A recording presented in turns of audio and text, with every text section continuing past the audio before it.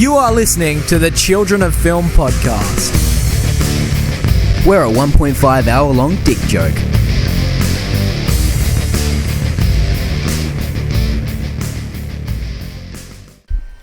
Welcome, ladies and gentlemen, to the Children of Film podcast. I believe this is episode 19, and this one's going to be a little bit. This one's going to be a little bit late because we were waiting to do a film review for the movie Alien Covenant, which we're going to be talking about today, and we had to wait a couple extra days to do that, to see it first, and we've done it. And I am Jaron. This is my gracious co-host Jacob. How are we today? I am good. That's excellent. We're debuting our new segment today, In-Depth Analysis, where we're just going to say movies are good. Jacob, what did you think? Today I saw Alien Covenant, and it had some very good cinematographies, and it was a spooky motion picture. And come again next week. Yeah, thanks for listening. And yeah, so we've got quite a big show for you today. We're also going to be doing a top 5, a real interesting one that we just threw out there. We'll talk about that later. But first, we're going to ease you into just all this nerd talk and movie talk with our diary display. If you're new here, it's a segment we do every week where we just rattle off the movies we've been watching the past week and talk about them real quickly, just to ease you into all this nerd talk and stuff. Nerd talk. Yeah, because you're a nerd, Jacob. Not me, but per se, but you. Jaron, I'm not a nerd. Nerds are smart. Alright, Millhouse. Alright, should I start the diary display? Yeah, go ahead, man. Alrighty. I'll allow it. I watched the little-known Danny Boyle film Trance. It was quite good, quite a mindfuck, and a good twist. It was a really good performance by James McAvoy. I watched Jake Gyllenhaal's The Day After Tomorrow. It's not great, but it's pretty fun. It's dumb fun. It's Jake Gyllenhaal, so and it can't it's be Jake Gyllenhaal. Yeah, exactly. I watched The Negotiator with Sam Jackson and Kevin Spacey, and it's a little premise stretched really far. It's like 2.5 hours. But it's so damn fun. Sam Jackson and Kevin Spacey are both excellent. Kevin Spacey, both of them being some of my favourite actors of all time. And it's just great seeing them on screen. They have great chemistry. I watched Chicago, a musical I really love. It's a rewatch, and it's fantastic. Cell Block Tango, everything. It still holds up. It's so damn good. I think that's the third week in a row you've mentioned the Cell Block Tango on the show. Well, you know what? and that makes me proud. That's a reference from The World's End, which is my next film. To err is to human, Gary. To err is to human. So. The World's End, one of the funniest movies ever made, and one of my favourite films of all time. One of my favourite comedies. It's fucking amazing. Get back Edgar in your Wright. rocket and fuck off back to Legoland, you cunts. Yeah, stop starbucking us, man. It's just, has there ever been more, better humorous foreshadowing in a film? More better. Nothing more better than this. Yeah. Ain't been nothing that's been as gooder than this one. Something Edgar Wright does so well. He sets up jokes, like little things you don't even think to notice, and then an hour later it'll pay off to a huge joke and it'll be hilarious. He is the king of foreshadowing without making it too obvious and too forced. All 12 pubs are foreshadowing, and you never, it's never on the nose, you never really, it's never in your face, you never oh, what's that, it's really, you have to look into it, it's crazy good. I watched a documentary, Casting John Bonet, on Netflix, and it's a really interesting take on a documentary. They got lots of actors, and they thought they were auditioning for a film, and then they had to give their opinion on who they thought killed John Bonet, a murder. It's a child pageant princess. She was I watched this too, so yeah, you can jump in. She was killed in the 90s, wasn't she? 92 or something. And honestly, I don't really know. She was killed in I watched this documentary. I still don't know. She was killed in her family home. The only people home were her brother, her dad, and her mum, and no one knows who did it. Everyone thinks it's the mum or the dad. Jaron. There's lots of, and they were asked to think who killed John Bonet, and that's the whole film. I don't know if we should be explaining the case to people, because I think we know less about it than everyone, because this is one of the biggest fucking, murder cases ever. Yeah, and I knew basically nothing about it going into this, and this documentary is basically built for people who do know about the case, because it doesn't really give you much background on it. So I feel like it wasn't really made for me, but I don't know. I just feel like it didn't have much to say, and I didn't really enjoy it. Yeah, I was talking to my lady friend, and she said that she knows all about it, and she's been exchanging bloody, little bloody conspiracy theories with friends for years about who killed John Bonet, and I was like, really? I never even heard of this. But anyway, yeah. I didn't even know she was dead. I thought she was one of them kids who got kidnapped and are still looking for her. Oh, changeling style, yeah. I had no idea. I knew nothing really. I watched 1974's The Godfather Part 2. Fucking great movie. It's so damn good. One of the best films I've seen this year. It's about, I'd say, 40% prequel about Vito Corleone, played by Robert De Niro. Sorry, not Robert Downey. Robert Downey Jr. Robert De Niro, and then 60% is a sequel about Al Pacino taking on his family's all the duties that it has to be for a family. And lots of people start, since the Don's dead, no one's really afraid of the Corleone family anymore, because Al Pacino's just like discount Don Corleone, little bitch. Yeah, so everyone's like firing at them, and people are suing them, people are doing everything, and he has to go to court, he has to represent the Corleone family. It's really interesting. It's real long, but I had to sit through it in 2 parts. I had to take a break halfway through, but that's not because it's an absolute slog, because I was glued to the screen the whole time. There are obviously some scenes that can be cut, because I don't think any film really has to be 220 minutes long. I'm scared to watch it, man. It's like 3 hours and 20 minutes. It's so damn good. It's freaking amazing. And I wish I watched it sooner. It's great. It's not as entertaining as a 3-hour film I saw a few months ago, Casino. That just felt like a 2-hour film. It was amazing how quick that went by. You definitely feel this because it is a drama. Like Casino's got a lot of comedy, I wouldn't say lightheartedness, but it does take things like Scorsese movies are always tongue in cheek. Yeah, though. exactly. I watched our film swap. I watched Their Finest in the cinema, a 2017 movie, the first 2017 movie that's going to be about Dunkirk before Christopher Nolan's film, and it's fine. It wasn't as good as everyone said it was, and it wasn't that bad. It was fine. I watched another Robert De Niro movie with Robin Williams, Awakenings. This is actually Vin Diesel's film debut too. It's really, really great. It's about the true story in the 70s. Lots of these people who were kind of like motionless vegetables. They found Robert De Niro found this medicine and sampled it to them, and they all kind of woke up, and they became real people again. And I'm not going to say any more than that because I don't want to go into spoilers.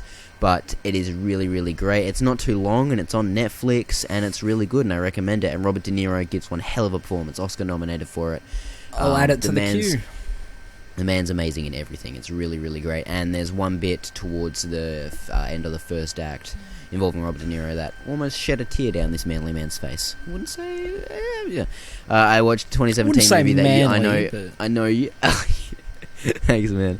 The Netflix movie Handsome, a Netflix mystery movie. I know you watched this too. Jacob, it's not very good. Yeah, I watched it like over a week ago, so I didn't add it. But if we'll jump in, it's shit. It's written, directed, and starring Jeff Garlin. I just remember him. Wasn't he the dude in Big Daddy? I mean, Daddy Daycare? That's the one. Wasn't he the fat guy in Daddy Daycare? That's all I remember him from. And it's not good. It has some laughs, but, it turns into just a really dull mystery that you don't care about. The start had a lot more promising moments. It just turned into towards the last act. I watched Die Hard with a Vengeance, the third Die Hard film, because I have Die Hard 1, 2, and 4 on Blu-ray. I haven't been able to find the third one for less than $20, and I'm like, But I really enjoyed it. It's really cool. The second one is basically exactly the same as Die Hard, just in an airport. So it's cool. In the third one, they took it to a different place. This one's like a cat and mouse game with, not going to spoil it, but the villain has a vendetta against him and kind of makes him run around the city doing odd jobs. He makes him Is Sam Jackson in this? Yes, he's one of the friends. He at the very first challenge, he makes Bruce Willis stand in the middle of Harlem in front of a bunch of black people naked with a sign that says "I hate niggers," and and he almost gets killed. And Sam Jackson kind of saves him and throws him in a taxi. He almost gets stabbed, like they pull out knives and shit. After Jaron watched the movie, he just kept sending me a screenshot of that scene. Just him holding the sign. I'm like, thanks, man. It's pretty funny. I watched Buried, a Ryan Reynolds movie, and because I've been wanting to watch it for a long time, and I bought it on Blu-ray because my local DVD shop had a sale on, and I don't get why more people don't love this movie. I thought it was freaking amazing. I absolutely adored this movie, dude. It was so good. It's probably the most minimalist movie. It is probably the most minimalist movie ever made. The entire thing is in this box. What I love is that for pretty much the whole movie, we don't leave the coffin. With a lot of movies like this, it would cut away to, the like people trying to save him and his family members reacting and shit. But no, we don't leave. We're with him the whole way, and that's what makes it so immersive. Yes, exactly. The furthest it's Ryan Reynolds on the screen all the time. The closest we get to not having Ryan Reynolds on the screen is when there's a cut of another picture in the screen of just a cell phone, him watching a video, but he's always in the screen. It's so claustrophobic. It's just a death trap being inside this ticking time bomb, It's kind of sense, kind of going through. You're always on edge. The theme is amazing for it. So it's about a truck driver, and he wakes up and realizes a group of Iraqi war terrorists have kidnapped him and locked him in a box, and they've left him with a bag that has a cell phone. He's a couple feet underground, so he still gets 1 bar of reception. He has like a cell phone and a lighter and a torch. And he has to, and they call him, and they're like, oh, you have to. I'm not going to do the accent. I was about to do an accent then subliminally, and I would have just caused a lot of offense.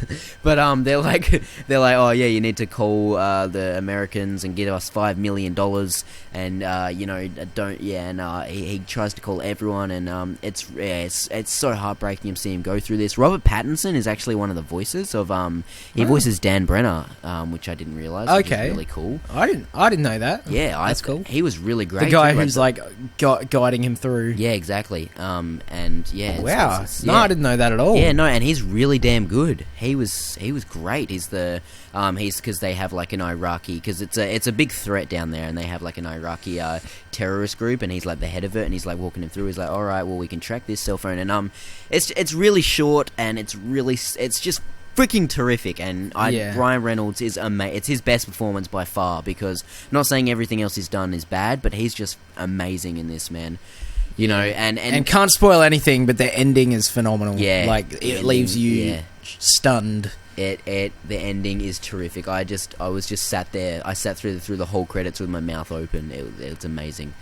I wish more people love that. I watched the 2015 movie Maggie, and dude, do I miss Arnold Schwarzenegger giving a crap. He's so fucking good in Maggie. The movie was fine, but he was damn good in it. And then I watched Alien Covenant, and I haven't watched anything since. Jacob, do you want to get into your diary display? I shall. Okay. Alright, I've regathered my train of thought. I've been piling through a lot of 2017 movies, so that means watching a lot of garbage on Netflix. But I watched, along with that John Bonet documentary, which wasn't garbage, but I didn't like it. But I watched another documentary on Netflix called The Mars Generation, and it details like some of America's history with space travel and our future and the prospect of going to Mars, these planned Mars missions that could happen as early as the 2030s. And it's told around this group of kids, these space-obsessed teenagers who are in space camp, and it's all these kids giving their perspective on it, and, why the public need to support the space program, because in the last few decades, the government just doesn't really care about it anymore because the public don't care about it. And if we want to go to Mars, the space program needs money. And it's a really, really interesting doco that covers so much about space. And as a guy who's been really interested in these Mars missions for a while, this was a fascinating documentary from start to finish. And at times, it's even inspiring. And I absolutely loved it. I can't recommend it enough, The Mars Generation on Netflix, especially if you're into space. This was made for you. It's awesome. Alright. I watched Prometheus again to get hyped for Alien Covenant, and it's a great movie, people. It's a great movie. I love Prometheus. I watched it a few years after it came out, so I wasn't there with all the hype. And it's like, okay. Yeah, I did when I came over. Yes, there isn't much alien stuff in it, but when you look at it on its own as a film, It's a good film. The cinematography is gorgeous, good performances. It sets up some really, really interesting lore. The stuff with the engineers is interesting. Fassbender is great. And the way it carries over into Covenant, well, we'll talk about that later in the show, but I think Prometheus is extremely underrated. Like, come on, people. 100% agree. You know, I think after Aliens, people just want non-stop alien action. Like, after Aliens, people just want, we want more of that. Yeah, see, I appreciate movies that are ambitious and have philosophical pondering and stuff and are not boring and can still keep me entertained. I don't need gore like all the way through, which is, you know, I just think Prometheus is fucking great, man. Yeah. I rewatched Split, got it on Blu-ray, I've seen it 3 times now. One of my favourite movies of 2017 so far. And James McAvoy, let's get James McAvoy an Oscar nomination for it. Come on, we can do it. It'll totally happen. The Academy loves genre films. Yeah, man. Like they're right? really easy. They're really easy on especially M. Night Shyamalan. I bet they're huge fans of his. I bet they're like. Well, I think The Sixth Sense got a couple nominations, didn't it? I mean, maybe. I doubt it. I think. Yeah, no, I'm pretty sure it got a few. Look that up while I'm talking, because I'm pretty sure it would have gotten a few. Yeah. Hey? Yeah, 20 years ago. Yeah. Good. All right, okay. I watched a Bill and Ted's Excellent Adventure. I'd only ever seen the first half, so I had to go and watch the whole thing again. And, it's so much fun, dude. This is like, it's one of the most good-hearted movies you'll ever see. Like, there's not like a malicious bone in its body. It's just so much fun watching these 2 slackers go on this adventure. I mean, it is aimed at kids, but the humor's universal, and Keanu Reeves is probably the most lovable human on the planet. God damn bogus. Right. Remember when I asked your mom to prom? Shut up, Ted! Man, now they're going at it in your room. Shut up, Ted. Shut up, anyway, Ted! So Sixth Sense had 2 Golden Globe nominations and 6 Oscar nominations. Told but you. How much? But yes. But how much did Unbreakable get? None. None? Alright, yeah. Well, fair enough. But I think Unbreakable's better. And I think Split's my favourite movie of his, so, you know, fuck the system. But anyway, I watched our film swap. I watched 300 because I'd never seen it. I thought I had, but I actually haven't. I've seen the second one, but get a bit of Zack Snyder on my fork, and I didn't really like it. It was alright. It had some cool action scenes. Okay, on one hand, the visual style's cool, the action is kind of cool with the slow-mo and shit. It was kind of one of the first movies to do that sort of thing. But it is so ugly looking. It's all brown, it's all sepia-toned, except their capes. Everything is brown, and I know that's a stylistic choice to fit it. But it's just really, really gross looking. And it's, I don't know, the movie was okay. It was alright. It's very, very manly, homoerotic CGI abs and shit, but it was alright. Fassbender's there, so, you know, whenever he's on screen, you can at least be like, definitely, you know, like, are they, I am 100% certain they toned those abs up in post. Like, obviously they were all real fit, but, I mean, they definitely toned those up. No, they all look the same. Washed them. Yeah, exactly. Just a bunch of clones running around. Alright. I watched another 2017 movie, The Sandcastle, a war movie. I know you watched it a few weeks ago. How the fuck did they get such a great cast together for this? You didn't it's got a fucking solid cast. Hey? You didn't like it either? Yeah, I know. The cast Not is particularly, amazing. no. Yeah, good. Yeah, well, it's like they got a good cast, like Logan Marshall Green, Nicholas Hoult, Glenn Powell, Henry Cavill. I love Glenn It's Powell. not a bad Henry cast Cavill, for a Netflix movie. Henry Cavill's like barely used in it. Yeah, I mean, it's a fairly good cast for a Netflix movie, but it's just really lifeless. I really liked the opening scene. The opening scene is like Holt sort of internally monologuing about why he went to the war, and then it just shows him like smashing his own hand in a car door to get out of duty. And I thought that was a great opening scene, and it sort of sets up, you know, what is kind of the theme of the movie, but then it just goes nowhere at all. It really meanders the whole time. It's just like there's a huge chunk of the movie is dedicated to them trying to fix a pipe for a small village, and they don't know if the village is gonna ruin the pipe for themselves, but some of the village are good and they shouldn't suffer because the others are bad, and it just goes nowhere. And then it just kind of ends really abruptly, and it's like, alright, and you know, Glenn Powell was really great. He was kind of wasted in this, and Logan Marshall Green, aka guy who looks like Tom Hardy, was not pretty Tom Hardy. decent. He's good in Prometheus. Yeah, they need to play brothers in a movie at some point. Oh man. yeah, Could work. they should have got him to play his brother in Legion. Legend. No, Tom Hardy would make a better brother than Logan Marshall Green. Just have Tom Hardy play both of them. But one day maybe in something like Warrior. But anyway, moving on. I watched another Netflix original from this year. This is pretty much all new 2017 movies from here on. Mindhorn just came out yesterday. It's a British comedy about it's a Birdman sort of thing. He's a washed up guy who played a famous character on TV back in the 80s or whatever, and he's trying to get work now, and he ends up getting hired to solve a real life crime because the criminal is like, hey, get me Mindhorn. Horseman. It's fun. Like it's I love British.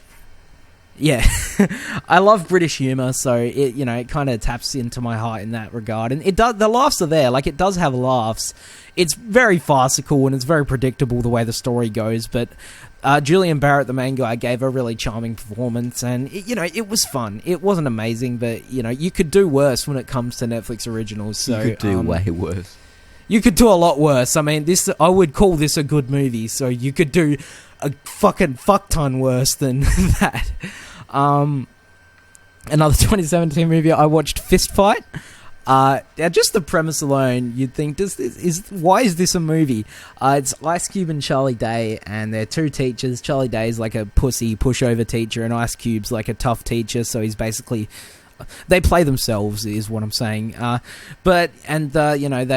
thing leads to another, and Charlie Day angers Ice Cube, and he challenges him to a fist fight, and the whole movie's basically about Charlie Day trying to get out of the fist fight, and he comes up with various fucking wacky schemes to try and get out of it. And I enjoyed it. Fuck, man, what am I going to say? I enjoyed it. It's like Charlie Day has the ability to single-handedly make an average movie pretty damn enjoyable. I mean, he's just so likable. Bosses too. Yeah, Horror Wars 2, I don't mind it. He's he's so likable, and it's just, I don't know. I like the thing he does where he screams and he's freaking out. Like he does that a lot. You're like, I'm Charlie Day. I'm gonna get out of this situation. I'm taking a bunch of cocaine.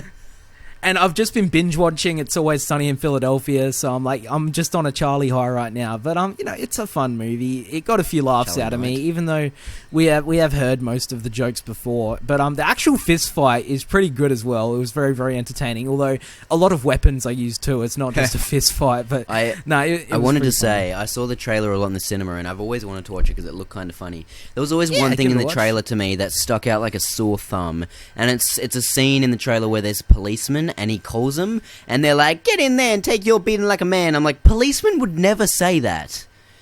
They would... Yeah, that scene wasn't that funny. I mean, I can't be a hypocrite because I love the policemen in Bad Neighbours, and they would never tell someone to never call them again.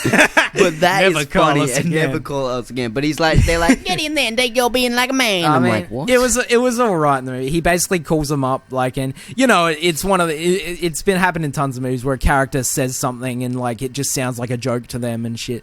It was alright, but like I said, there are a lot of jokes that didn't work, but I was never bored watching it, and it's really short, and I didn't mind it. And finally, another 2017 Netflix movie. Speaking of movies that have good scenes and then go nowhere, Clinical. I finally got around to watching. It came out in January. It has an okay opening scene, and then it's all downhill from there. I don't even want to talk about it. Yeah, no, we can skip that. I watched it back in January, and I fucking hated it, and it's still in my bottom 5 of the year. And I rewatched Nightcrawler, because, it's been a whole 4 months since I watched it, and that's just not acceptable. It's not. Jake Gyllenhaal. Every time I watch that, man, I just get angrier and angrier that Gyllenhaal wasn't nominated for it. It's one of the best performances ever. Yeah, it's fucking... He's terrific in it.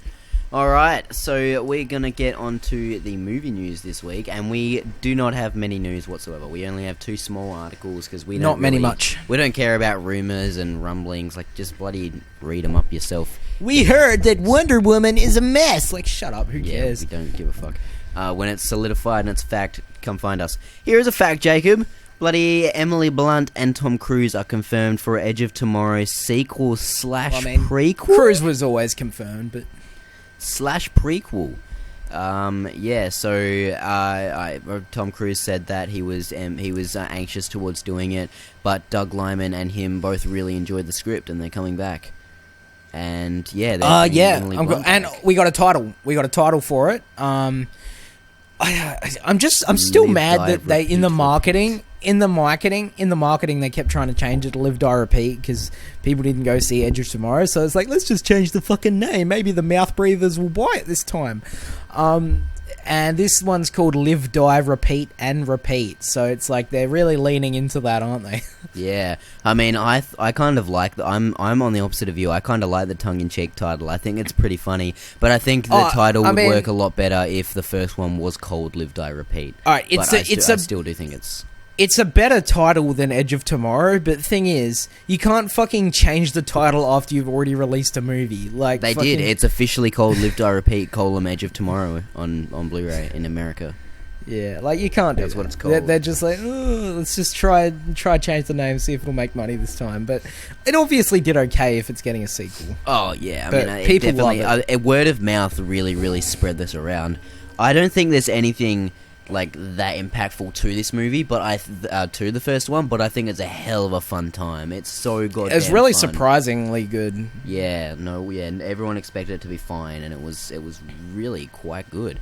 I think we all thought it was going to be shit because it came out around the time Oblivion did with Cruise, and everyone was just like, oh, it's another fucking one of these.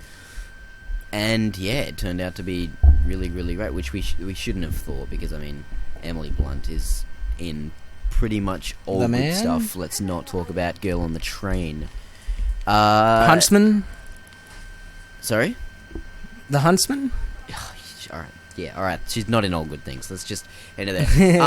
A Hellboy reboot is in the works with David Harbour from Stranger Things playing Hellboy, apparently. And apparently it's going to be a darker, more gruesome kind of horror film instead of a superhero fun film. Guillermo del Toro, Ron Perlman not attached. Jacob, what do you think? I have extremely mixed thoughts here. Alright, where do I begin? I agree. First, I have not seen the original two Hellboys, so I can't comment on my connection with those, but I'm a big fan of Guillermo del Toro, and I know how hard him and Ron Perlman have been trying to get their third one made, so it is kind of a kick to the nuts hearing that this is happening. But on the other hand, I like that they want to make it R-rated. I like that they want to go darker, and I think David Harbour's a good choice. I agree. One of the studio execs that leaked it said that Hellboy... He said, and I quote, "Hellboy fans have Deadpool and Logan to thank for the darker tone, and the R-rated comic book. This R-rated comic book adaptation. But it is just kind of really weird how, like, they had meetings and all sorts, like you I don't know why Guillermo is not allowed to make it. Guillermo and Ron had meetings, and they met together and, talked about script, talked about story, and almost got it made, and now they're like, no, we can't make it, we can't make it, and now someone else is making it. Like, why can't he make it? What's the difference? Yeah, I got no idea why they're not doing it, but, I have no We'll see how this goes. I do think Harbour's a good choice, though. He's a decent actor, and he's popped up in a lot of things as in bit parts. Actor. And I haven't seen Stranger Things, but I heard he's good in that too. He's great in it. Yeah, he plays the police chief. No, it's. I mean, but on the other hand, man, a Hellboy horror film. There's so much you can do with that, because there's in the first one and the second one there's so much creatures, but they go for a real light tone, real cheeky tone, and there's so much creatures that you could just like turn the back pedal and make horror. And it's really cool that they're going there. Alright, so should we talk our film swap? We shall, because we still got a fair bit to go, and we're half an hour in, because we are not good at pacing podcasts. We are not whatsoever. So our film swap is a segment we do every week where we give each other a movie to watch, a movie that we've been bugging the other one to watch for a while, and we can finally make them watch it. Jacob, what did I give you this week, mate? I think I gave you A Beautiful Mind. And I say I think, but I know. Why'd you give me A Beautiful Mind, Jaron? Sorry? Why did I give you a beautiful mind? I gave you A Beautiful Mind because I watched it earlier this year for Russell Crowe, because I've been on a Russell Crowe binge, LA Confidential, Romper Stomp. Actually, I know why you gave it to me. and I absolutely loved it. And now it's one of my favorites of the year so far, and I freaking adored it. Best Picture winner. Russell Crowe is amazing in it. Jacob, I know why you gave it to me, because because you gave me LA Confidential, but I couldn't get a copy of it, so I got you to change it. Yeah, and I still wanted you to. I was like, Russell Crowe, just watch anything. Well, I need to get a copy of LA Confidential. It's not on Blu-ray here, and it's not like, there are no fucking downloads of it that I can find, and I try to avoid downloading movies when I can, but I'm gonna try and get it, even if I have to fucking get it from England or something. I don't know why it's not on Blu-ray here. It's bullshit. It's not on DVD here either. Yeah, I haven't been able to find it. It might be on eBay or something, but anyway, enough of the pleasantries. Beautiful Mind. I'm a big fan of Ron Howard's direction, mostly because of Rush, and he did the space one, right? Apollo 13. That's a good motion picture. Happy Days, great stuff. Fucking Beautiful Mind is about John Nash, this smart fella. He's not a fart smeller, he's a smart fella. Shut the fuck up. Well, I just want to make sure the people know. He's a bloke. He's at fucking Princeton Uni, and he's doing some maths, and he's a bit weird. He's a bit standoffish. You'd look at him and you think, is this bloke autistic or something? But as we learn, he's suffering from paranoid schizophrenia, and it's about, he came up with this equilibrium, this maths in game theory, I think, where this I think it's something to do with strategy in games. Like, if you're making the best move possible while taking into account your opponent's moves, and it's kind of like a stalemate. Guess I don't know how it works. I'm not a fucking smart cunt like him, but he created this thing, and then it's about his struggles with schizophrenia and how it took a huge toll on his life, but he still won a Nobel Prize, and it's a great love story, and it's pretty damn good. I didn't love it as much as I wanted to. Like, I found a lot of it to be pretty underwhelming. I just wasn't that engaged with the story. But you know what is engaging, Jaron? Russell Crowe's fucking performance. He was incredible in this. He didn't win Best Actor though, did he? He won the year before because he won for Gladiator. I think that ruined his chance. Yeah, I would say this is probably a stronger performance though. Because it's incredible stuff, and it's refreshing to watch him not as a tough guy, because that seems to be all he plays lately. Exactly. He was really good. It's all he's played ever, really, besides A Beautiful Mind.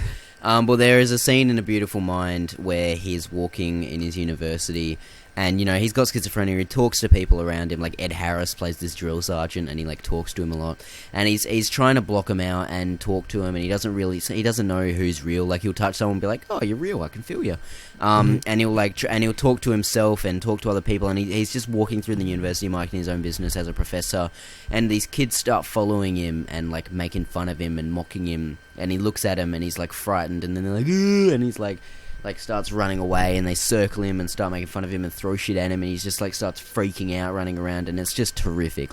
Fucking great acting. Good acting. And it's kind of inspiring how he managed to he never got rid of his schizophrenia. These cunts were always following him, but he just learned to ignore them and pretty much got on with his life, even though it ruined a good fucking 20-30 years of his life. It's the thing where he's meeting a new person. Whenever he meets a new person, he'll turn to whoever's next to him. Can you see him? Can you see him? Yeah, I can. Yeah. Oh, good. But no, it was really good, and they did pretty well to age him with makeup and shit, eh? Yeah, man, they did great. He old Russell Crowe. They went after they aged him up, looks like old Russell Crowe today. So I mean, he's not that old yet, but we'll see. We'll see how he goes once he starts graying up and shit. I mean, he's probably already graying, but Hollywood can hide that shit. Yeah. So that's Beautiful Mind. Jaron, the movie I gave you for our film swap is one that kind of went under the radar in 2014, 2013, whatever fucking year it came out, but it's got our main man Mendo in it, Jack O'Connell.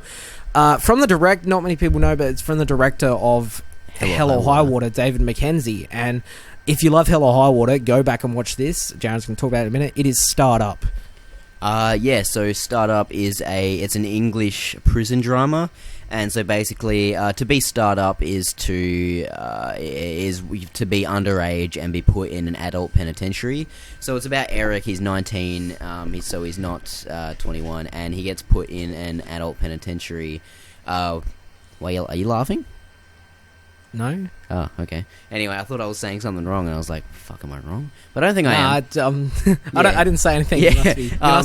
You must be contracting a bit of the old John Nash disease. Yeah, I am. A bit of the old John Nash. He's a bit of Ed Harris following you around, telling you to do some decoding for the government.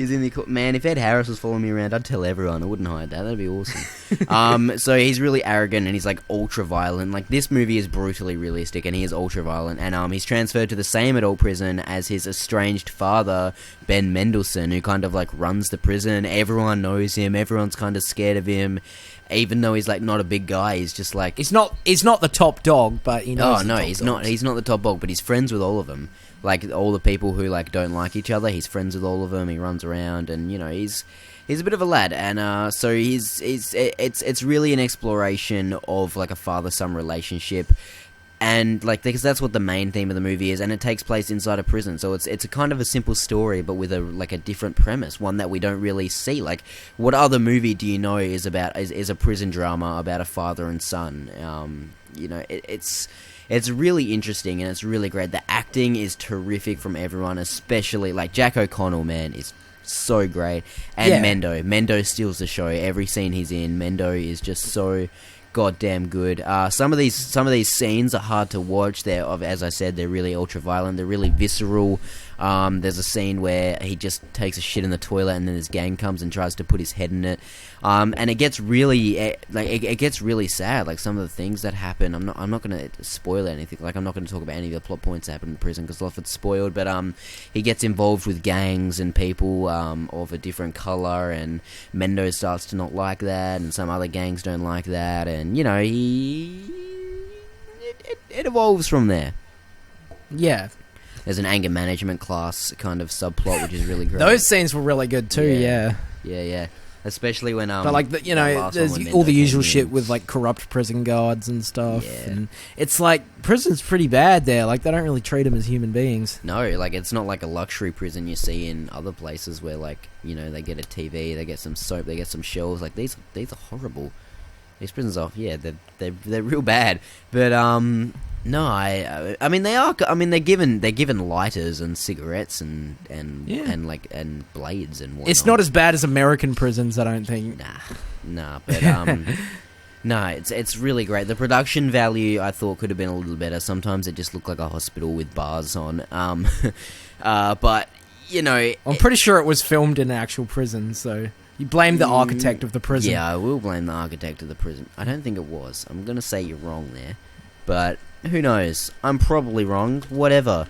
It was just... it was really great. I got bored a couple of times just with some storylines that kind of went nowhere. But overall, it was really fun. Like, you don't want to say it's fun, but it is fun. Like, watching these scenes with, like, him, like, just being cheeky to all these guys who were bigger than him. And then him putting... Like, I think he puts a knife to someone's throat, like, 10 times in this movie. It's just so goddamn good. And Jack O'Connell is so entertaining to watch. Like, the man's got so much charisma. I want to see him in more stuff. He needs more roles. Yes. It's just so goddamn good. And I love how his last name is Love. Absolute. Yeah. I mean, apparently he's in 300 Rise of an Empire. He's pretty good in that, actually. Was he? Yeah. And and Money Monster. He was good in Money Monster. Yeah. And if I pull this trigger, we all explode. I haven't seen Money. That was fucking great, man. Have you seen the movie? Yet. Yeah, I've seen the movie. Yeah. He's great in it. That's his accent. I thought the movie was kind of underrated. I think it's pretty cool. That's his accent. If I pull this trigger... Yeah, I know. Fuck, he's a legend. So that is Startup. Nah, it's a good movie. It was a good movie. It's underrated. You should really, really watch it. No one saw it. I wouldn't say it's underrated. It's rated just fine. It's like 99%. I'd say it's underseen. Yeah. But so that's Startup. So Jacob, should we jump into Mosey Alien Covenant? Alan Covenant, about a guy named Alan and his Covenant. Alan and his Covenant. All right. Okay. So we saw Alien Covenant. Yep. We're going to talk spoiler free for now. give our review, give our thoughts. Jaren's also got a review of it coming up. It's probably up by the time this is, so we'll have a link to that somewhere. I haven't got a review of it because I'm a lazy cunt, and that's all you have to say about that.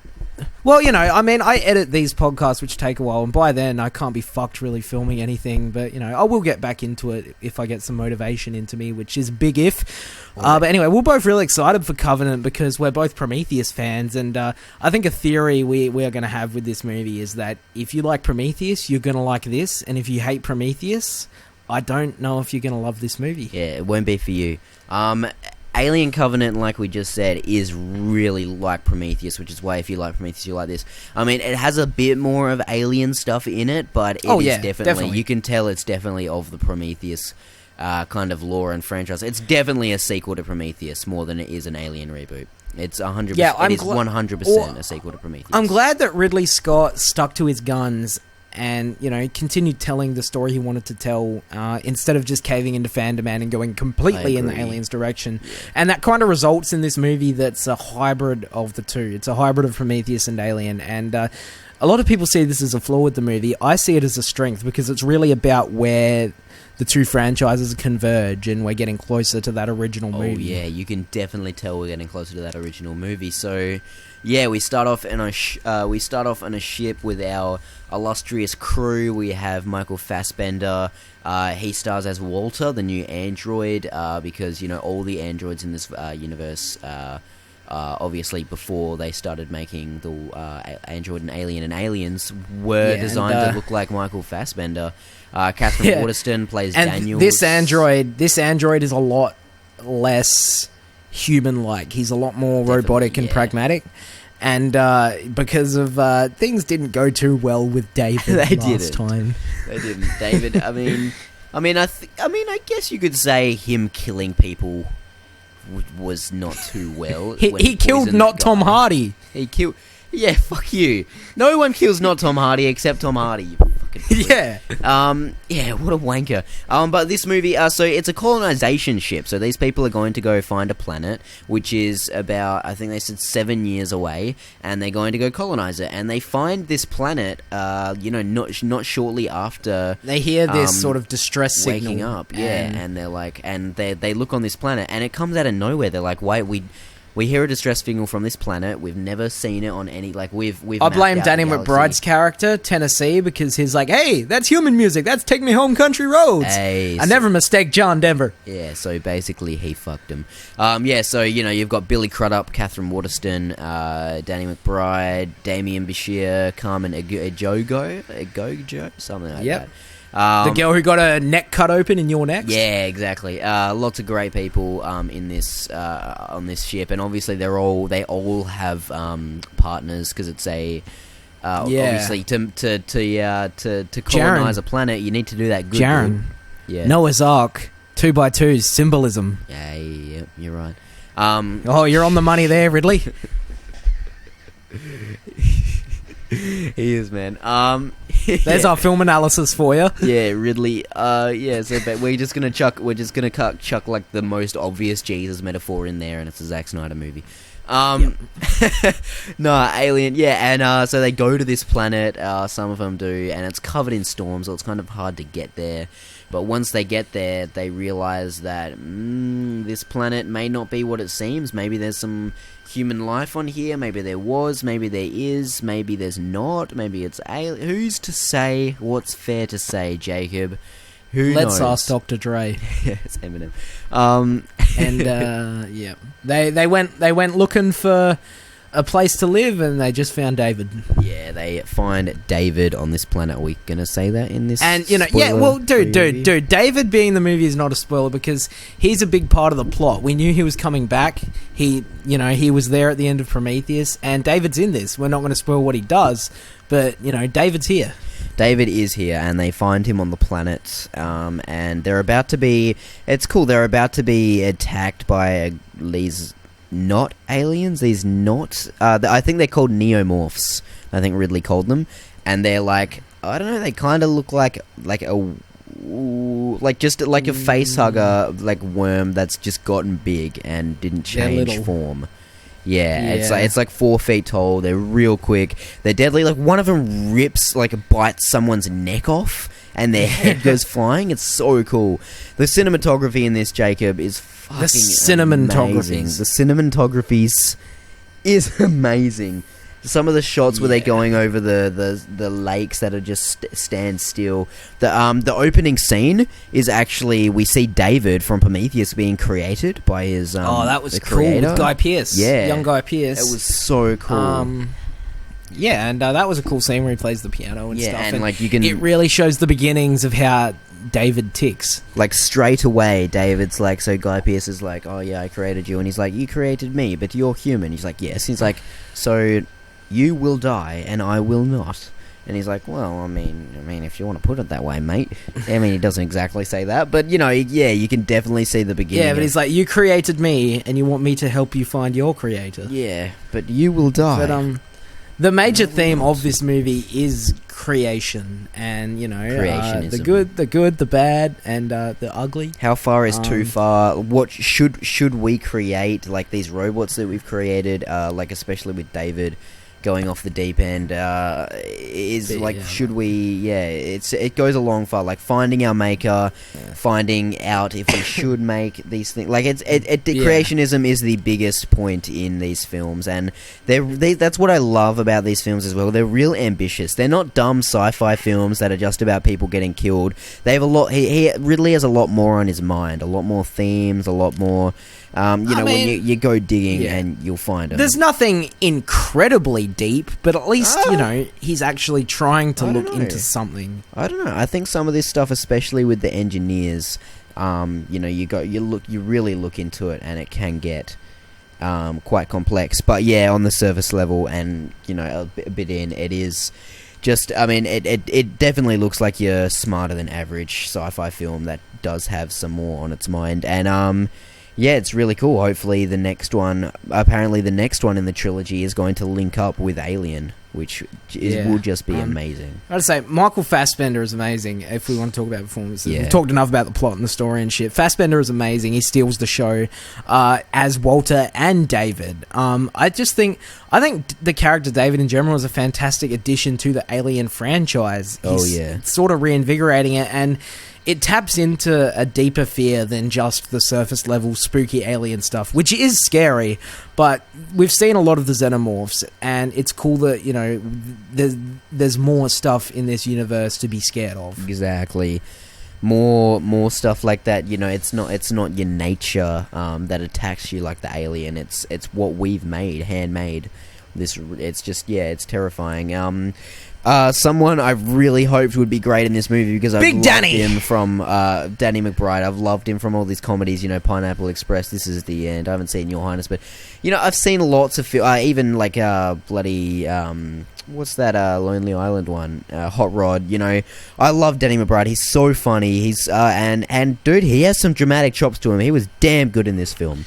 That's what's great. His character here is not comic relief. He has a couple jokes, but he is not a comedic relief character. He has a lot of emotional moments, and he's given a lot to do here, which is awesome. He's the pilot, I believe. He's the pilot of the ship. Yeah. He's not the captain, but he is the pilot. He's this movie's Idris Elba character from Prometheus. Exactly. But I'd actually say he probably has even more to do than Elba did. Oh, I'd say he's a better character than Elba. Yeah. Elba also being from comedic. It is great. Like you can see, like, I don't know what it is, but some of these comedians, especially the ones from like Seth Rogen's group, can turn in such great dramatic performances, man. Oh, it gets my dick hard, man. Yeah, dude, I fucking love it when a comedian that I've been following for like 10 funny movies can turn in this great, like Seth Rogen and Steve Jobs, man. Like James Franco and a lot of stuff now, actually, especially 127 Hours. Also, James Franco in this, don't expect a lot of him. I'll just say that. If you're expecting much Franco, you'll be disappointed. Yeah, there's a reason he's not in any of the trailers, or many of the trailers. There's quite a few TV spots with the whole crew, including James Franco, just to get to know these guys.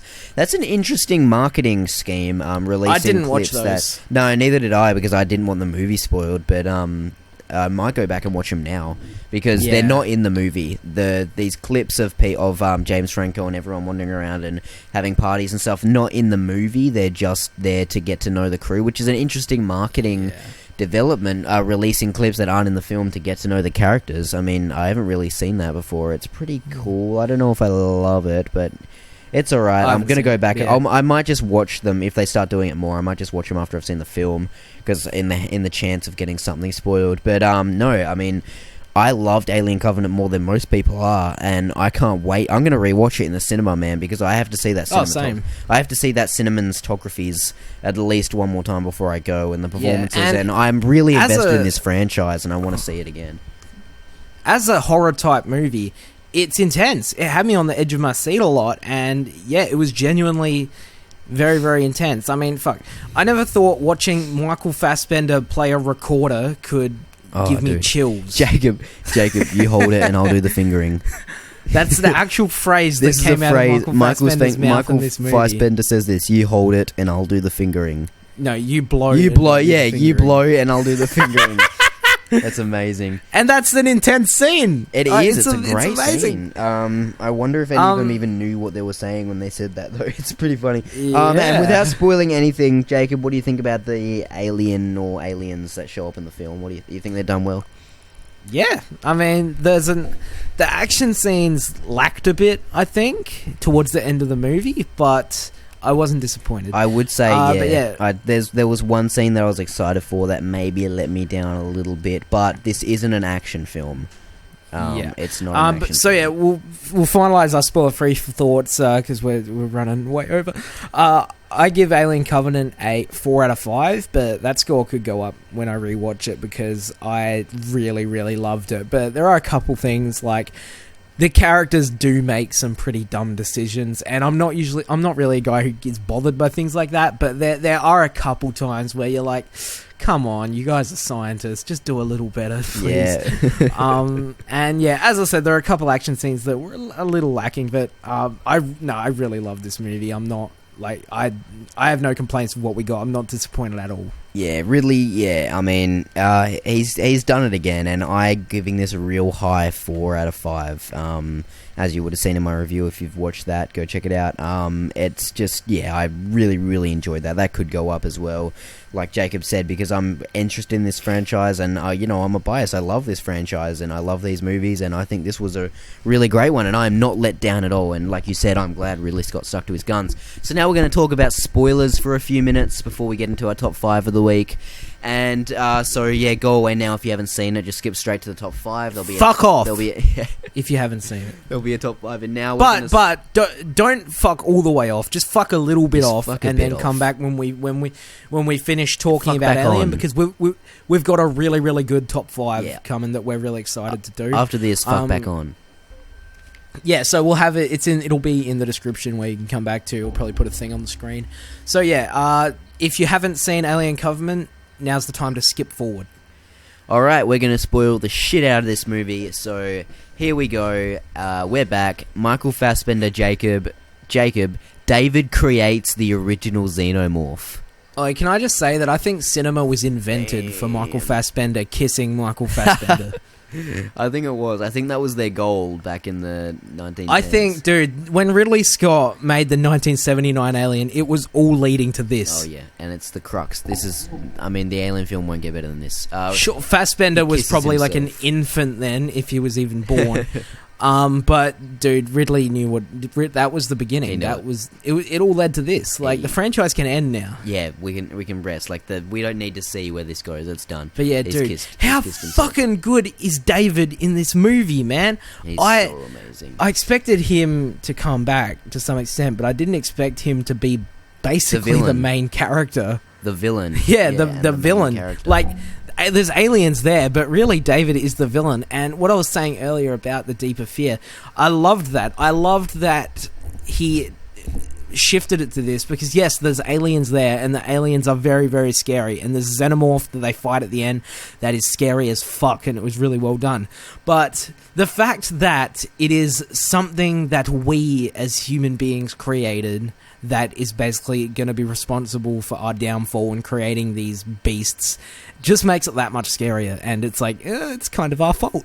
It is amazing. So, yeah, if you've seen it, you'd know that David artificially manufactures the first. So you've got your neomorphs running around looking like, just like a Slenderman, if they were aliens. So the engineers kind of created the DNA for them, and David's just taken it and run with it.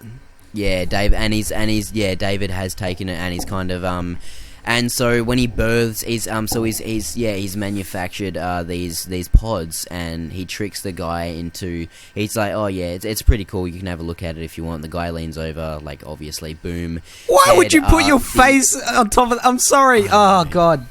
God damn it, Billy Crudup. But I mean, Billy Crudup was really good in this, though. What else is he gonna do, man? Like David was gonna kill him if he didn't, and he was gonna die if he did. So I mean, I'd rather die by a robot than a xenomorph, though. But we see the first face hugger in the Prometheus franchise. I mean, we've obviously had aliens kill. We've had the neomorphs killed by going into their ear and then bursting out their back. And bursting out their neck and stuff, but this is the first official facehugger. It takes Billy Crudup and it gets the first chest buster, and it stands up and it looks like this like humanoid alien, and it turns into the xenomorph that we see from the first Alien film, which is just so damn cool because we haven't seen it yet. We saw obviously there's all different types of these aliens, like we saw one at the end of Prometheus. That was a real different kind. That was a neomorph, wasn't it? That was a neomorph too, yeah. And it's just so damn cool. And I love that shot where they're running away and they get into the ship, and then it goes back to the thing, and the alien's just sitting there. The xenomorph's just sitting there watching him run and planning out what it's gonna do, and it's just sitting there, and then it starts fucking running at him.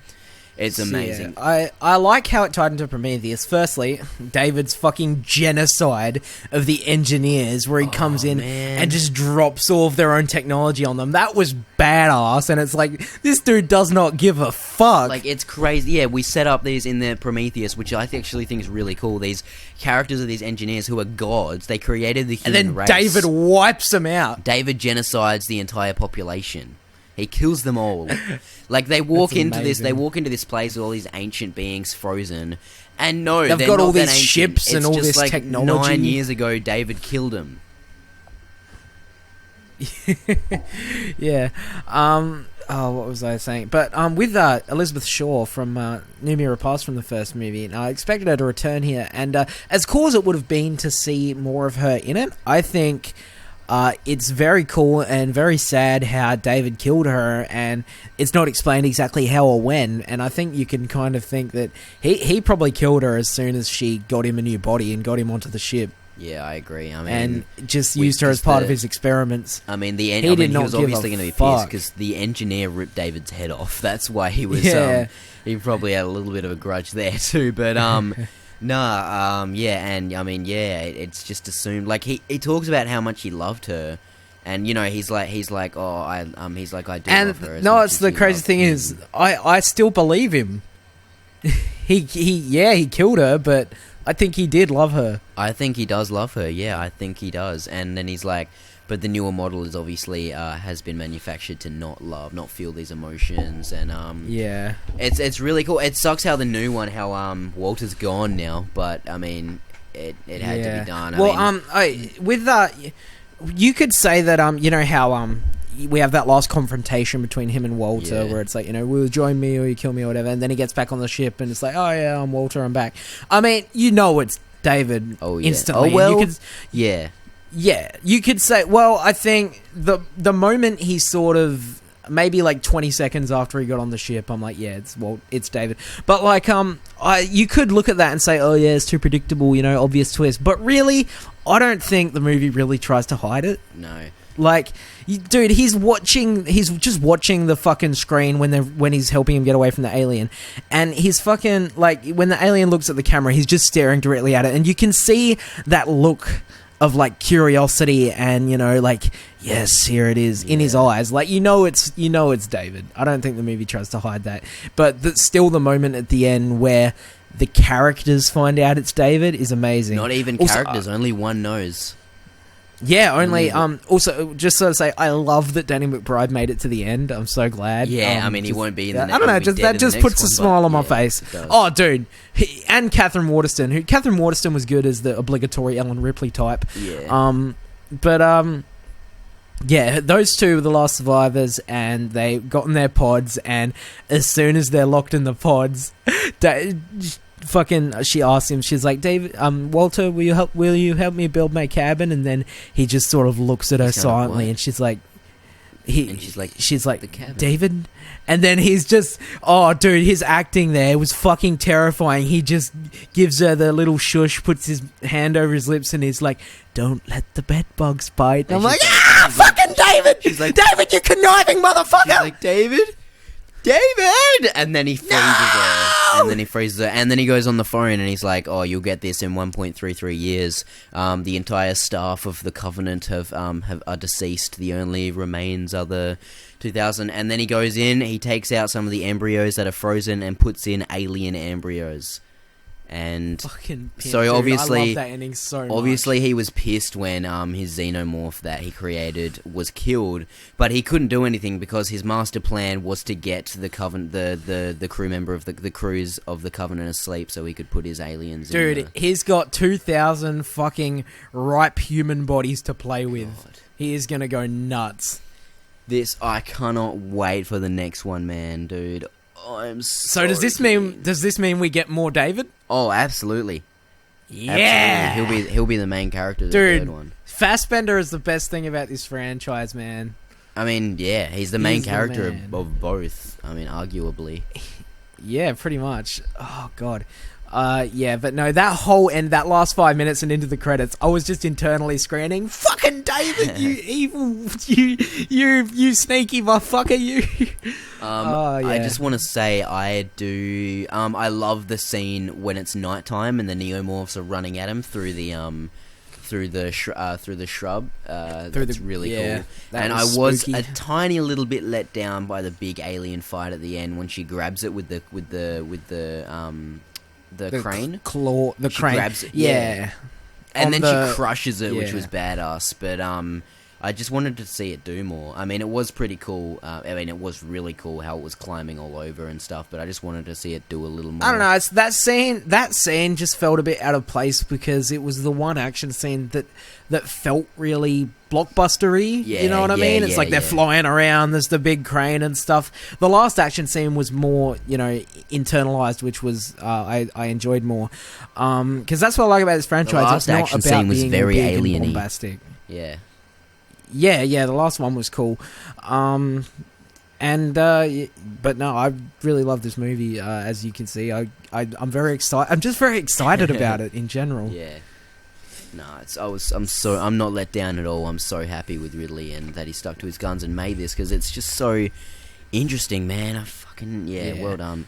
All right, so we're over an hour now, so I guess we should. I also just want to say, James Franco does not get one word in. He's dead straight away. Dude, I didn't realize it was him at first. I saw they were showing like the close-ups of the people in their pods, and it's like he was like Branson or whatever. I did and it's him now. I'm like, all right, yeah, there's Franco. And then what? I kind of didn't realize it was him when one of the pods catches fire, and I'm like, and then you see it, and I'm like, wait, Branson, that was fair. Oh, all right, catcher. Fuck, man, yeah, straight away. I'm like, well, I mean, me and Jacob literally said like 3 days before this came out, man, Cranston must not be in it much because I mean, fucking. Franco must not be in it much. He's not in any of the trailers. He doesn't get a word in. He talks on the He's in a video. Messages on the video. Anyway, that will be our spoiler talk. So yeah, 4 out of 5 from me. Can't wait to see it again. 4 out of 5 from Jacob. So yeah, come back now. We're done talking spoilers. You can come back now, and you can come on our backs now if you want. If you're into that sort of kinky shit, I don't know, but we're gonna get into our top 5. We're over an hour now, so fuck pacing. It's all gone out the window now. But we were gonna do top 5 movie aliens, but I'm not that well versed on the subject, so I thought I didn't really have a good list. So we were thinking about musical scores, and it's something that we're both really into and passionate about. So we're going to count down our top 5 favorite film scores of all time, which was not an easy list to make. It was not an easy list to make, and I guarantee you there are tons that I love that I've forgotten about and missed here.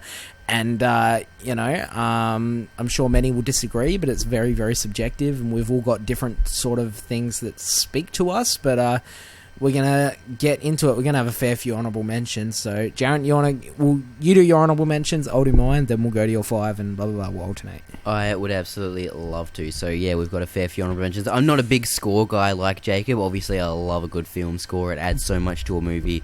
But yeah, I'm not a biggest fan as you. But I mean, I've still got my top 5 favourites. But at the same time, you're not gonna see all the classics from the 80s and shit on my list. It will skew modern like all my other lists because, we're young guys. It's just what we've been brought up with. I'm sorry. Exactly.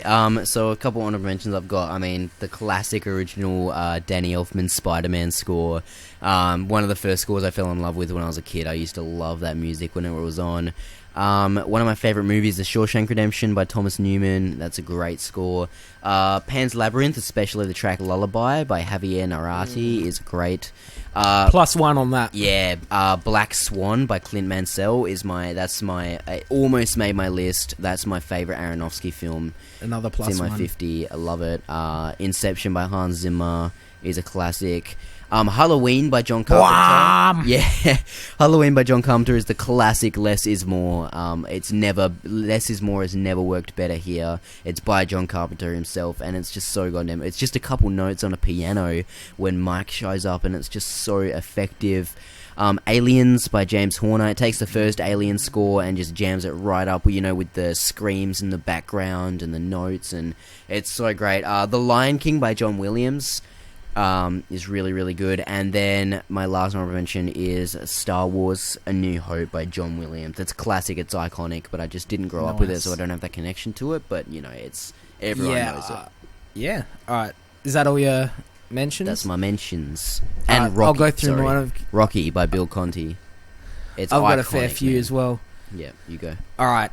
Honorable mentions. One, I can't put it in the list because the music in this movie wasn't actually composed for the movie, but it's just one of my favourite pieces of music in a film and one of my favourite moments, and that's Platoon, Adagio for Strings. That shit is iconic, and I just have to mention it even though it's not technically the film's original score. I'll throw my 2 John Williams ones in there, Schindler's List and Saving Private Ryan. Toward the end, both the end of these movies, the score swells up and you get emotional. Tell me I'm a good man, and then of course Schindler, breaking down about how he could have gotten a few more, and then the ending scene of everyone putting the flowers on his grave. Which, if you don't cry in that scene, you're you're not human. You're just a pebble or something. So yeah, those are my 2 John Williams ones. No Star Wars from me. I'm sorry. Fuck yeah. An honorable mention I want to say is Under the Skin by Micah Levi. I underrated it when I first saw it back in the day, but it's fucking spooky, man. It's so spooky, dude. That's all I've got to say. It's might just be the scariest film score I've ever seen. Oh, it's terrifying. Trent Reznor and Atticus Ross are the men. They're legends. The Social Network is my pick from them. It's so damn good. Just really, really edgy. A lot of electronic synth sort of stuff used in it, and they really, really create a sense of unease. Same with Gone Girl, another great one. Okay, Prisoners is an honorable mention. How this wasn't Oscar nominated, I don't know. The Candlelight Vigil score, and that swells up when he is in the hole and finds the whistle. It had us in tears the first time I watched it. It's beautiful. I'm a guy who I don't know much about music, so I'm not all into the technical stuff. I'm just if something's different, if something is emotional, I'm going to gravitate towards it.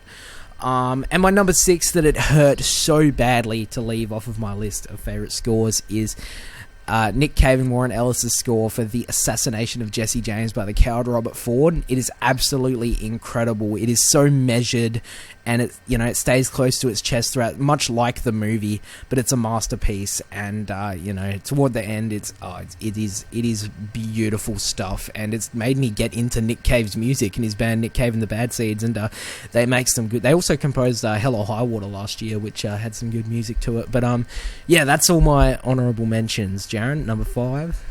Alright, I'll go my number 5, and my number 5 is one you've already mentioned, and it's I have to have a Fincher on my list, and it's The Social Network. The Social Network by Trent Reznor and Atticus Ross. They've done the last 4 Fincher films because he loves them now. They're the 9 Inch Nails guys. You'll know them from there. Like you said, it's got a real electronic synth to it. Electric guitars and pianos have never worked together better. You know, it's that Hand Covers Bruises. The first theme is that dun, dun, dun, that iconic one. Yeah. It's so goddamn good. I love tracks like 314 Every Night. What are you laughing at? This is it's just gonna be fun with us giving our examples of the score. Oh yeah, it's the bit that goes like da da da. Everyone. Da, da, da, da, da, da. Alright, let's do with every movie we have, let's do our imitations of the score. Alright, let's go with Network. This is gonna be horrific. Yeah. 314 how about is one of my favorites. At first, when we first say the movie, we'll do an imitation of the score and see if the other person knows what it is. Probably not, because and I also love In the Hole of the Mountain King and Complication with Optimistic Sensitive. So I love The Social Network. It's one of my favorite movies, and whenever I watch it, it just immerses me so much. And it's kind of really a modernized musical score on purpose because you know the subject matter is about a social networking site, and it just works really well together, and I love it. Jacob, your number 5. All right, my number 5, Jaren. That's a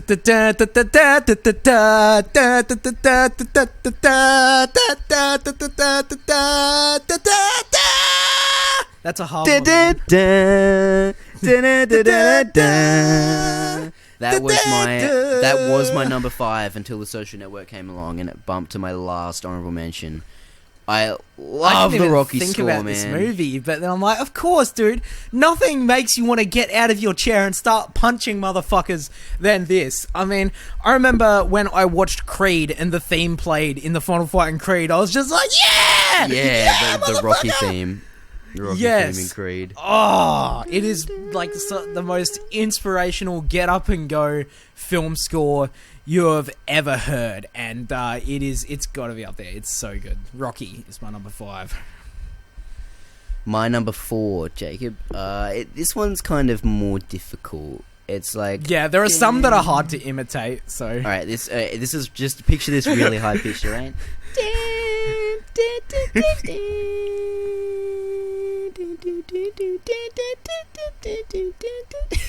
That's the best I got, and it's going to elevate.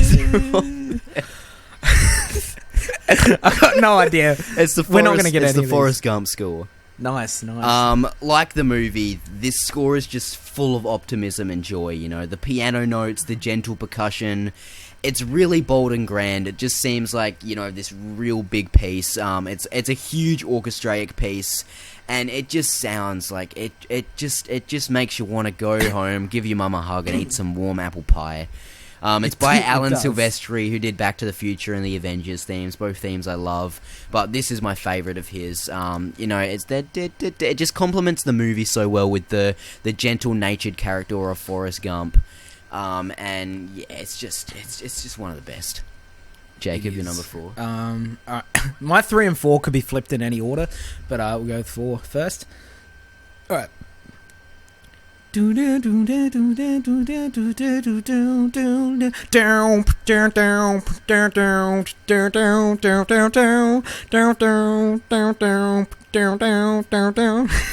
I've seen this before, haven't I? I remember it. Yes. Is it alright? Is it from an Aronofsky film?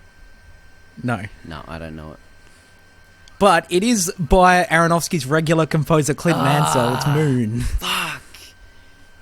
Oh, dude, I thought Moon was an Aronofsky film. That's what I was going to say. No, Duncan Jones. Shit. Yeah, I remember. No, well, I know it. Yeah, I know it's Duncan Jones, but I'm just thinking, I'm just thinking Clint Mansell, Black Swan, Moon, and I'm like, well, Moon's Clint Aronofsky, Mansell's so it's good. man. I was like, oh yeah, it's Moon or Requiem, and they're both Clint Mansell. Yeah. So this has got to be like at least the 3rd or 4th of our top 5s that Moon has shown up on for me. List, I think it's been number 1 on a couple, but like, the score, it's how do I say this? It's one of the first scores that got me interested in film scores, and that's why sci-fi is one of my favorite genres for scores, because you can get otherworldly with it, and I just think this is really, really I don't know. As I said, I'm not a music expert. I don't know why it works for me.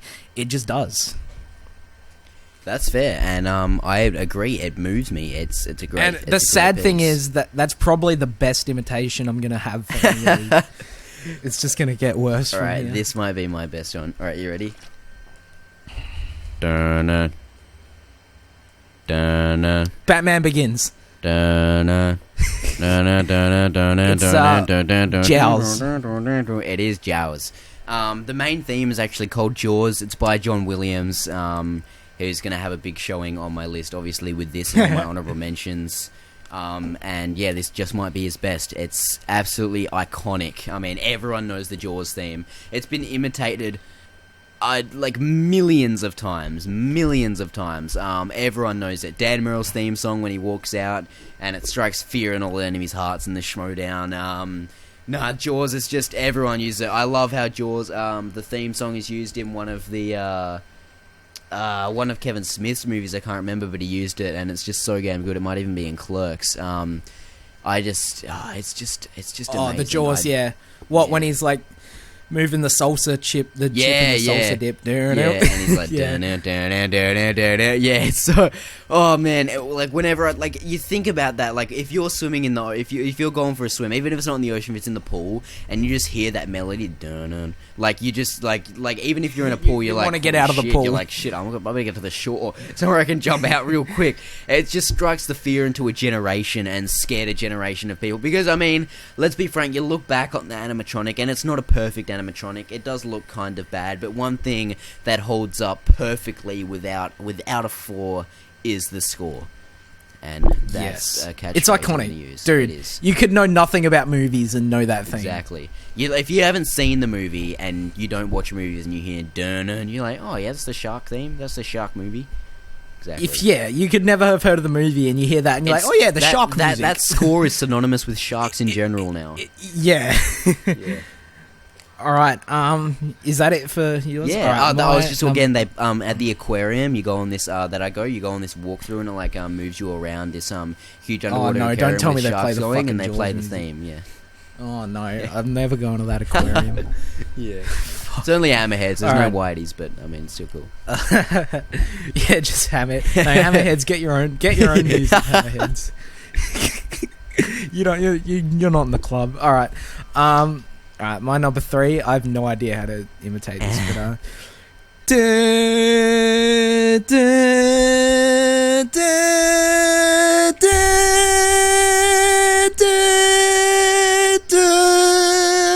yep. Alright, let's put the listeners out of that pain, and I have no idea.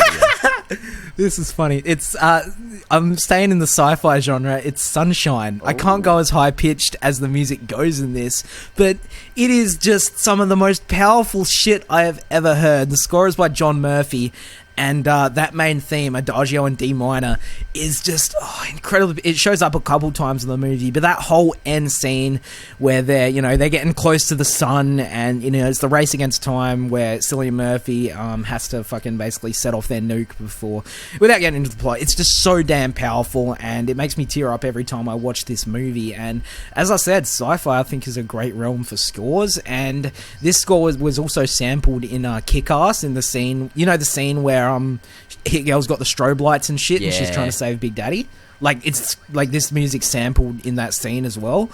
And yeah, it's really, really, really damn powerful. I know you don't love the movie like I do, but I had to listen to it while I was making this list, and I'm like, fuck me, man. Just give the score a listen. It's so powerful.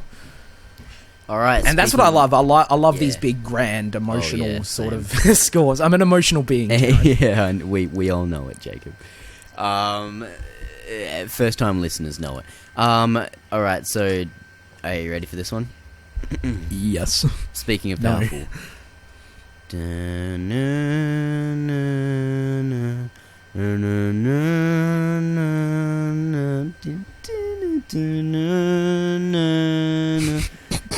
How's that, man? I have not. It's the American History X theme. Oh, right. Nice. It's We Are Not Enemies, and it's one of my favorite but tracks. Friends. from any movie ever. It's by a female, Anne Dudley, and the theme is just not uplifting at all. It's devastating. It's traumatic. You think about it and it's cold, and that's what I like about it. It's so damn atmospheric. Probably one of the most atmospheric scores of all time. It just puts you, it tells you what mood to be in, it puts you in, and it just makes you feel. It makes you, you feel all the nerve endings in your body when you listen to this, because it just makes you cold, and it makes you focus on what's happening, and it just adds a way deeper impact to the emotional stuff happening on screen, which is already fucking emotional enough. And all right, that's why I love that. All right, is that it for yours? All right, my number 2. There's so many different parts of it I can imitate. I can't go very high pitched, but all right, let's try this part. Da da da da. Da, da, da, da, da, da, da, da, da. Yeah, I can't get the tune right, but that's part of it. No clue. I can't get I can't go high pitched enough. I know that theme, but no, I won't have it. Interstellar. Yeah, right. Yeah, I can't go high pitched enough. I'm not a pipe organ, Jaren. But fuck, man. I think I told you before we made this that was my number 2 anyway. But it's dude.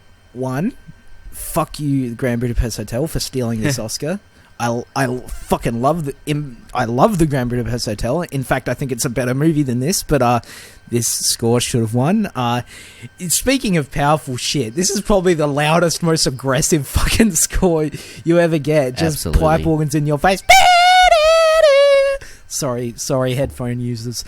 I watched this again, and these days when I rewatch Interstellar, it's mainly because I want to hear that score, and it pretty much is one of my favorites. It's in my top 50 of all time. I love it. There's just one other one that takes me to a place that this one doesn't. But that's so my top 5 is mostly sci-fi. But what are you gonna do?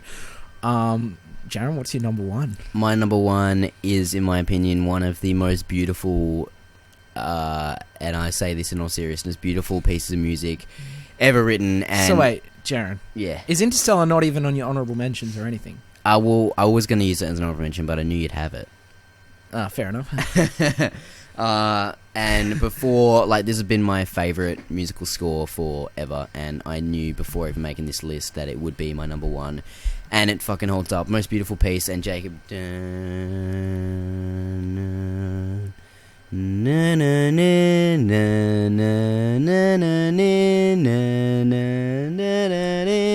know it?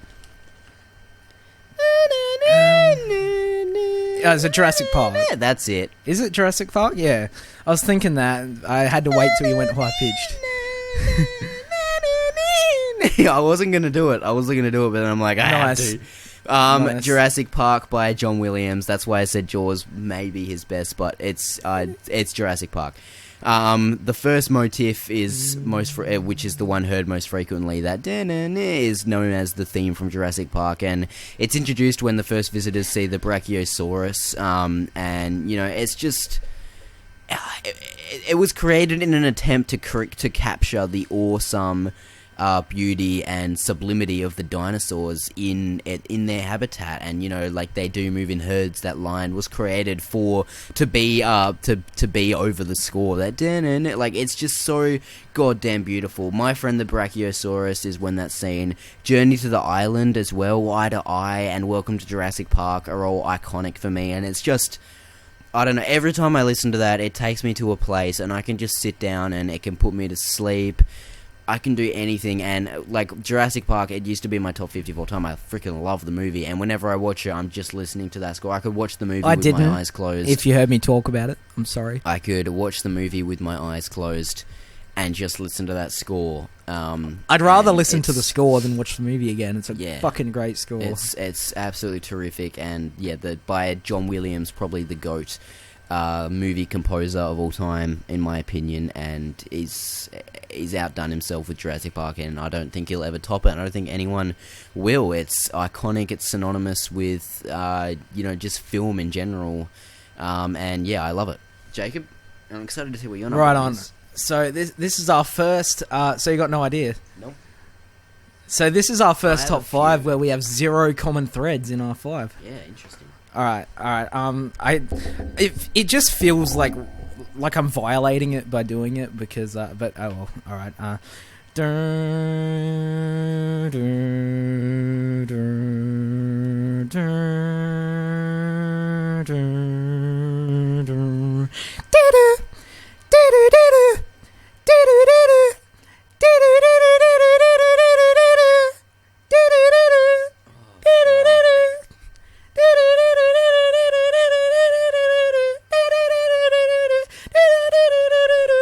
have to stop. I don't know it, but I don't know the movie, but I know the song. I know the theme. Requiem for a Dream. Yeah, of course. My man Clint Mansell. He's got 2 in my top 5. He's probably my favorite composer, and this was only the second score he ever wrote.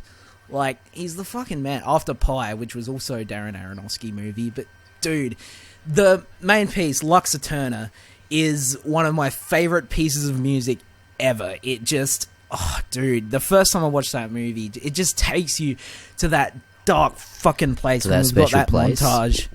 Yeah, the special place. And if you stay there, you'll probably crack down and cry. Oh, whoa, whoa, whoa. Child of mine. Yeah. But like when we get to that end montage where everybody's fucking life's falling apart, Leto's got one arm, Ellen Burstyn's getting some shock therapy, then ass to ass, all that good stuff. But yeah, just dude, I was in shock the first time I watched this, and I go back and listen to it, and this is one of the few pieces of music that can make me cry just by listening to it, and it also kind of pumps you up a bit as well. It's just so epic and so intense, and I think it's some of the best shit ever recorded. Lux Eterna and the Summer Overture is a really good fucking piece from it, and dude, Aronofsky and Mansell is like the ultimate fucking partnership, and I hope they always work together.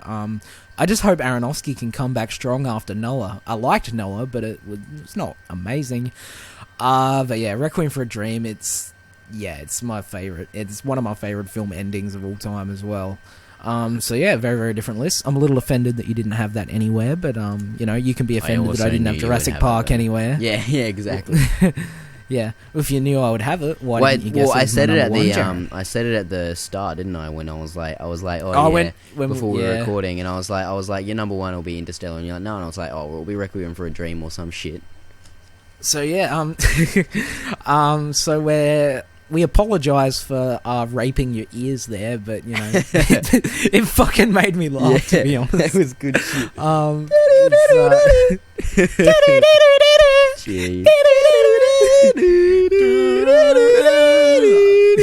Fuck at me. We'll put you out of your misery, and we'll say goodbye to you. Yeah, I think the Rocky theme is the only one that you can kind of capture with your mouth, I reckon. I mean, if I didn't have the Social Network, Rocky was my, because I mean, it was still so close to my list that when I clicked down to write in the Social Network, it was still at number 6. I didn't put it in my honorable mentions yet. It was still clicking at number 6. Yeah, no, it really hurt me to put Jesse James at 6, which is an underrated masterpiece that everybody needs to watch. Wink, wink, nudge, nudge. But anyway, this is going to go down as one of our longest shows yet. And I think our length is just about becoming an hour 20 rather than an hour. We set out when we started, we'll make them an hour each, but really it doesn't matter. Nobody gives a shit. Like 40 minutes to an hour? No. We're not governed by anyone that makes us have it a certain length, so it doesn't matter. It's more we're just lazy and want to stop recording. But then we get into talking and we're like, words! So that's it for Children's Film for another week. Exactly. That sums plenty up of our podcast. Plenty of words for you. Come back next week. We'll have plenty more words for you once again. No more imitations of scores, but we'll see. So that's it from us. Follow us on Twitter at Children of Film. Go check out my Alien review. Watch Brooklyn Nine-Nine. It's on Netflix. By the way, Jaron, in our score guessing game, I beat you 1-0. No, you didn't. I knew Rocky. Oh yeah, that's right. Prick. You knew the Yeah, 1-1. 1-1. That's fair. Although I didn't guess your first one because we came up with it after. So technically, Rocky should be expunged because I only guessed your 4 through 1. So I win. Anyway, you guessed 2, not 1. Did I? You guessed Jaws and Jurassic Park. Oh, that's all right. Well, I guess you just picked the more iconic ones. And I just go a little deeper, Jaron. I like the deeper cuts. Oh, you go a just little deeper more. by the movies that came out after 2010, yeah? A little deeper, man. a little deeper, little deep Actually, cuts. there's only one movie in my top 5 that came out after 2010. How many that came after 2000? In the 2000s. Exactly. I have one movie in my top 5 that came out in the 2000s. I'm sorry, people. I'm not a Star Wars guy. I'm sorry. I didn't have Star Wars. Yeah, but you had your honorable mentions. But I know that's everybody's favorite score, and I'm like, yeah, it's really fucking good. And I jizzed a little when I heard it at the start of The Force Awakens.